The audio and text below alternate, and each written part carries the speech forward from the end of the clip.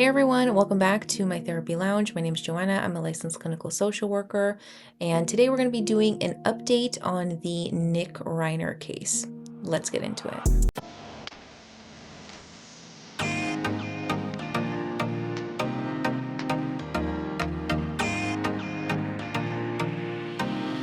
Just a reminder, I'm not diagnosing anyone in this video. I'm basing my analysis on information available in the public domain. If you know someone who's been struggling with substance use, please take a look at my pinned comment below for some resources. So let's start out with some updates there's more information coming out in terms of what happened at Conan O'Brien's Christmas party the night before the murders. And this is from the Daily Mail. As one of the gathered A-listers told it, minutes after Nick stormed out, Rob became emotional, going over to a group of friends and saying, "I'm petrified of him," meaning Nick. "I can't believe I'm going to say this, but I'm afraid of my son. I think my own son can hurt me."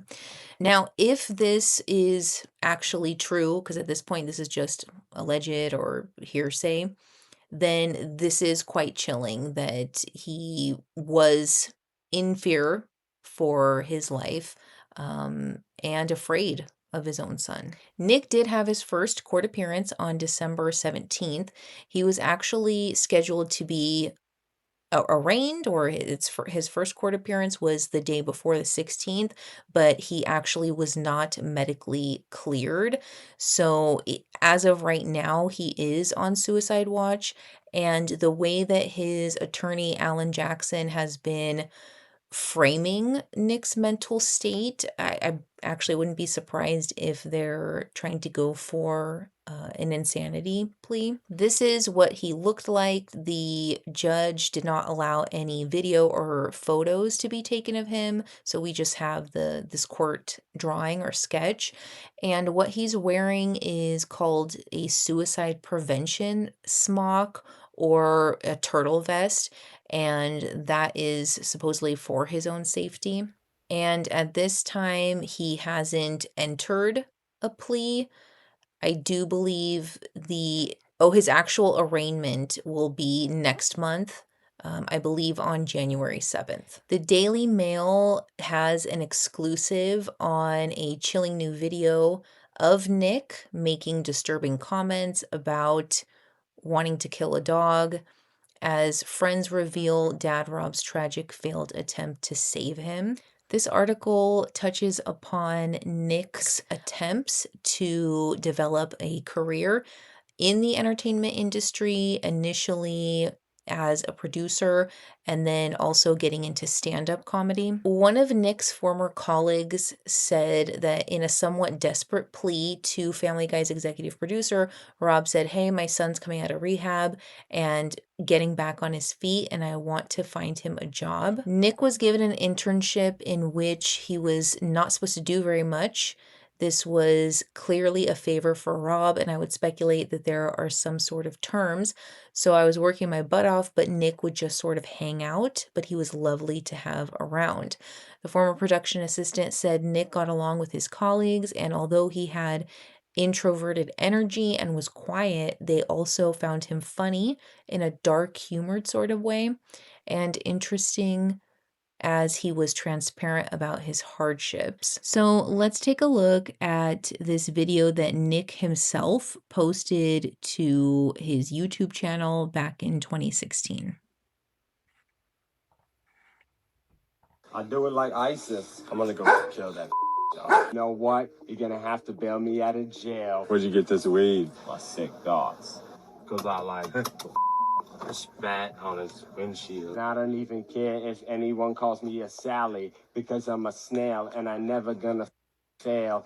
And you know what? You're gonna have to bail me out of jail. Missing hip hop, you see hip hop be missing me with that bull. I got pulled quick, come loaded with the bull clip, blast it.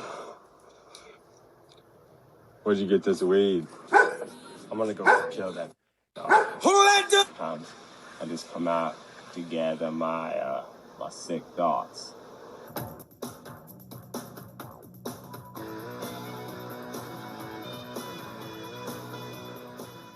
You bought heroin off a transvestite? No. I got like, how's your personality disorder? Everyone wants to know how you get your exercise in because you're so lean. I do it like ISIS. I usually only do one at a time. So this video gives a glimpse into his psyche. He is joking about having sick thoughts and 100 different personalities and killing a dog because it's barking and that's so annoying. Um, I mean, this is 2016. He is allegedly, supposedly clean and sober, yet he's smoking weed. There's white substances, but, I mean, in the video, we don't see who is ingesting it. He does also have a dark deadpan humor, which is fine, but the way that he's presenting himself in this video is really socially awkward and uncomfortable, and I'm not sure if he was actually able to make close friends or have a good social support system for himself, because when he's talked about getting to know people or meeting people, he's mentioned that he's made friends with addicts. And I just want to point out, if you're in rehab and you're connecting with someone else there, a fellow addict, most likely that's trauma bonding. That's not a genuine healthy relationship or connection. Continuing on with this Daily Mail article, the drug use also led to debauchery, such as stealing $200 from his father to lose his virginity to a prostitute, and destructive fits of rage. As the former Family Guy staffer recalled, in 2014, Nick was trying to turn his life around and figure out what it was like to be sober. Again, this video that we just watched, it was from 2016. So clearly it didn't stick. He was in a really cool spot in that he was trying to come out of it and really figure out who he was. And then this is where he looks to pursue a career in stand-up and comedy writing. Rob was so involved in his son's recovery, in fact, that he would drop Nick off and pick him up from his internship at Family Guy every single day. It was very admirable that Rob was so connected with Nick's recovery and trying to help him. The way that I piece it together was that Rob and his mom were trying to get him out of the terrible hole that he was in. Nick took the stage at famous comedy venues around Hollywood for about 5 minutes at a time while delivering punchy lines that poked fun at his deepest, darkest secrets. He was sort of grasping with how hard addiction and sobriety was. So I think one of the main jokes he co-wrote was, "If you want to live forever, try to do a year sober so it feels like eternity." I do also want to comment on this Daily Mail article. I knew Rob Reiner's monster son Nick his whole life. Family friend reveals his grunting and violent outbursts, how he always smelled, and sign everyone missed at age 11.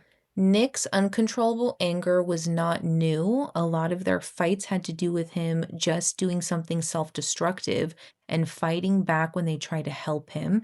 It did get physical sometimes. I'm not talking punches, but restraining him. And this is according to a friend. I was over there, it must have been early 2000s because he was about 11, and he was throwing the biggest tantrum, and Reiner just had him in a bear hug to restrain him. The tantrum was over nothing, but he had so much anger in his eyes. It was terrifying, really, and this happened a lot, and he never outgrew it.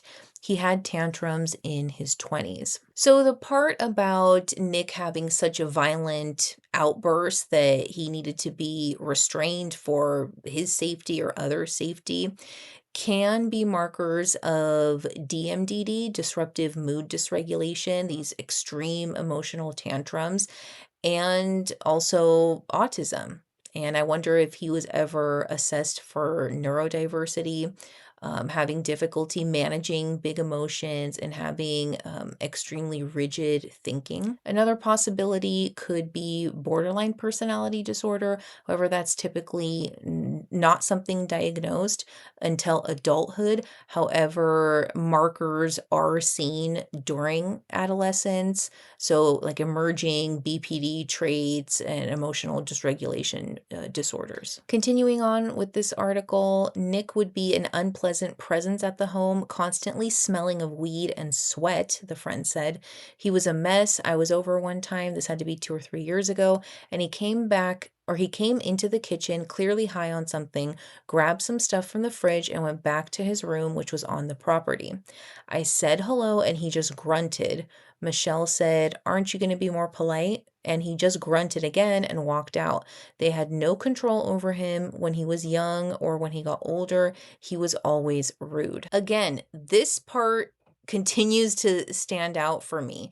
He's smoking marijuana, which is a substance, which is addictive. So therefore, you're not clean and sober.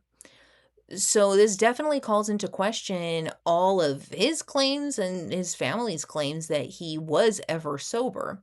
And furthermore, the part of the smelling of sweat, poor hygiene is a marker of chronic depression, which leads me to Rob Shooter's account from meeting Nick once several years ago. It was at a coffee shop in West Hollywood 5 or 6 years ago. So this would have been 2019, 2020. He was working on a project and wanted advice, and he specifically wanted to meet me because he knew I had worked for big celebrities like J-Lo, Alicia Keys, and Jessica Simpson. From the moment he arrived, however, the warning signs were flashing like neon. He was shady, smelly, and arrogant, barking at the staff like they were beneath him. I remember when they got his order wrong, he flew into a rage that made the baristas shrink back in fear.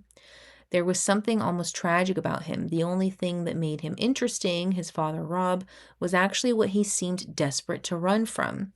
Every grunt, every sneer, every tiny act of cruelty felt like a child who had never learned boundaries.